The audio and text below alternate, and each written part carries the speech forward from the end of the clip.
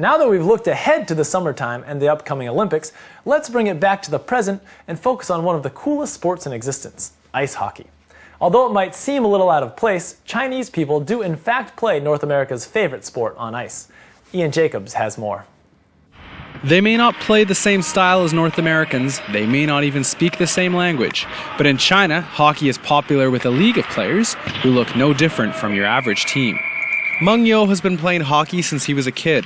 He's one of the best and one of the only Chinese players on the Beijing Originals, a group that's been playing hockey in Beijing for more than 35 years. With new players joining the team every year, Meng believes hockey in China is as popular as ever and will continue to grow. Hockey is just starting to become more and more popular, with many people beginning to play and Chinese people becoming wealthier. So I think hockey can become as popular as basketball or soccer. But the success of hockey in China has been on a slippery slope for many years. China's men's national team ranks 39th out of 48 countries, with their best tournament showing coming 30 years ago with a 15th place finish at the World Ice Hockey Championships. The women's team have fared much better, ranking 9th in the world and finishing 4th at the 1998 Winter Games in Nagano. But with the game in China going unnoticed for many years, the Beijing Originals represent just a few of what's left of China's passionate puckheads. The Beijing International Ice Hockey League was established in the mid-90s and has grown from 20 players to now more than 100. Both Chinese and Canadian players lace up their skates every week, and league founder Ray Plummer says it's the camaraderie between the players that now drives the league. It's not just about the hockey, it's about being with a bunch of like-minded people, and now there's about 120 of us that are playing hockey every Sunday here. Originally from Toronto, Ray had a tryout with the Sudbury Wolves of the Ontario Hockey League when he was younger, played varsity hockey at the University of New Brunswick, then moved to China in '95 and did what every good Canadian does, finds hockey. I brought my skates with me because Canadians bring their skates everywhere and didn't know if there was hockey here. And when I found out there was, I was just happy that there was hockey. Got a stick and borrowed some equipment from the embassy, went out, and it was just kind of like pond hockey level. We have teachers, we have diplomats, engineers, students, you name it, complete cross-section of expats in Beijing. And on the ice, we're all equal.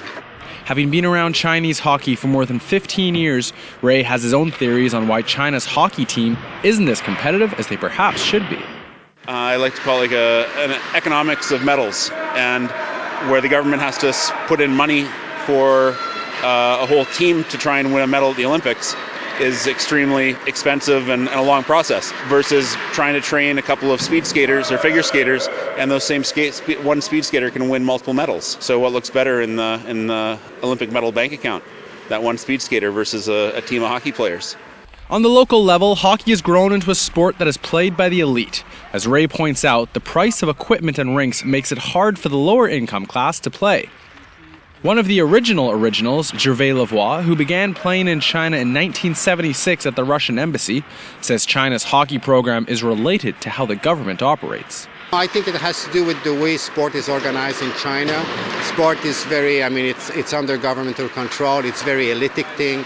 So they select people mainly, not always because of their skill. People are selected because they belong to a family of players, of hockey players. They belong to this and this and that. And they put a team together. I think it's mainly has to do with the structure of sport in China in general. China currently has just 10 outdoor rinks and just more than 600 registered hockey players in the entire country, numbers that show a drastic lack of interest from a nation more than 1.3 billion strong. But players on the Originals have a common bond, and every Sunday, regardless of nationality or class, they share their love for hockey. For East West Sports on BON, I'm Ian Jacobs. Ian now joins us in the studio. Now, Ian, we've seen football here in China, and we've seen basketball and soccer, obviously. Now, what about hockey? Is there a chance for it to grow? Is there a chance for the NHL, for example, to get a piece of the action? Yeah, there is. The NHL actually had a game or a series of games scheduled in 2010. Charles Wang, who's from Shanghai, the owner of the Islanders, had a 9-day event scheduled for the Islanders to actually come to Beijing and play the men's national team. Unfortunately, the game was canceled. The trip was canceled. Now, That was in 2010. There's been nothing since then. So the NHL, they have that connection with Charles Wang. As long as he's the owner of the Islanders, they have the connection to China, but they haven't come up with any other plans to come back into China. Okay, so if it's not going to work from the top down, what about the bottom up? You know, we've seen a local hockey league there in your feature. You know, what's holding these guys back from really growing? Well, a number of things are. It's really unfortunate. If you look at a sport, the growth of any sport in any country, it always starts with a grassroots movement. Now, we say this on our show before, but it really is the fact of the matter. You have to start from the ground and you got to build up. But the problem is funding in most sense. We saw Ray Plummer talk about the economics of medals. He says that there's really not much point in putting that much money into a team that will only win them one medal at the Olympics when they can put it into speed skating or figure skating. So funding is a big problem. Now talk a little bit about the culture of hockey. Do they grasp that here? Yeah, it's weird when you see hockey in China. A lot of people wouldn't think that it exists because of the cultural differences between North America and between China. Now, anyone who's been around the game for a while, anyone who studied the game or played it, knows that there is a huge culture in hockey. And whether you're a knuckle dragger or whether you're a finesse guy, you play within the rules. There's also sort of an unwritten rule and unwritten codes in hockey, how you carry yourself. Now, Ray told me a few stories of local guys that play here. They use their sticks the wrong way. They slash, like they just don't get sort of the rules of hockey, sort of the unwritten rules, what you should and shouldn't do. He told me of one guy who attacked a referee with a stick. The referee went down, and they had to pull the referee off the ice. Now, in any normal structured league, you'd think that the game would be called off. Not here. Ray was actually asked to continue refereeing, and he respectfully declined. Now, in the piece, you mentioned that the Chinese national teams rank near the bottom of their respective fields. Now, what about them on an international level? Is that something that can be improved? Well, the question is not can it be improved, but when will it be improved? China has all the infrastructure it needs at a basic level in place in terms of climate. China has the potential to, but we're not sure when that potential is actually going to be reached. Now, Ian, last thing, you spent some time in Canada growing up.